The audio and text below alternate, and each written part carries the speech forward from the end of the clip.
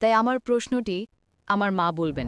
ধরুন আমি যদি বলি যে আপনার দুজন মা আছেন, ও একজন নাস্তিক।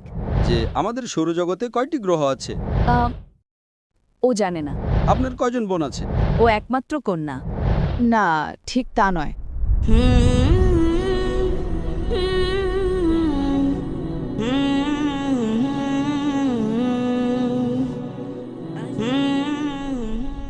আমার নাম আয়ান এবং আমি একজন শিল্পী।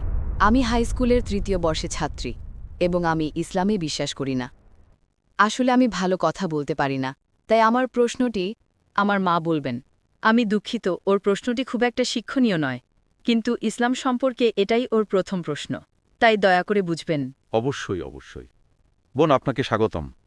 ও একজন নাস্তিক এবং আপনি একটু আগে একজন নাস্তিককে ঈশ্বরের সংজ্ঞা দিতে বলছে।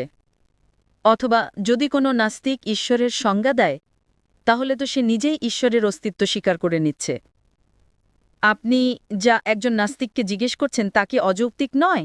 বোন প্রশ্ন করেছেন যে আপনি যদি একজন নাস্তিককে জিজ্ঞাসা করেন ঈশ্বর কি, ঈশ্বরের সংজ্ঞা দিন, তাহলে যখনই আপনি ঈশ্বরের সংজ্ঞা দেবেন তখন তা অযৌক্তিক হয়ে যায়, কারণ তার মানে দাঁড়ায় ঈশ্বর আছেন। ঈশ্বর আছেন, যেমন বোন আমি যদি বলি যে আমাদের সৌরজগতে কয়টি গ্রহ আছে, কি?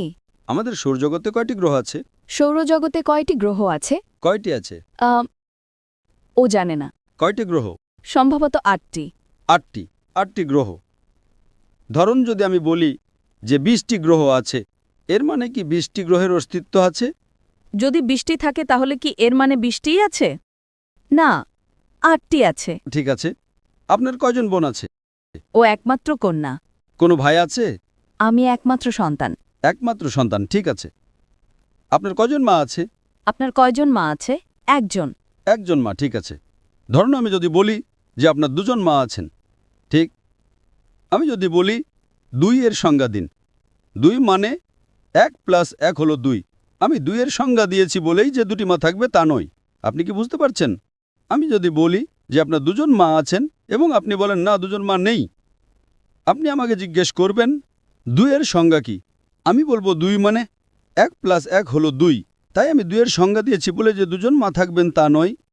যদি দুজন থাকে এর মানে যে দুজন আছে এটা সত্যি নয়। যেমন আমি যদি বলি আমার উচ্চতা 10 ফুট, আপনি আমাকে জিজ্ঞেস করবেন 10 ফুটের সংজ্ঞা দিন। 10 ফুট মানে আপনি একটি রুলার নেন, আমি 6 ফুট। তাই আমি 10 ফুটের সংজ্ঞা দিয়েছি বলেই যে আমার উচ্চতা 10 ফুট হবে তা নয়। তাই সংজ্ঞা দেওয়ার মানে এই নয় যে অস্তিত্ব থাকতে হবে। সংজ্ঞা দেওয়ার মানে হলো আপনি যে বলছেন তা ধারণাটি বুঝতে পারছেন।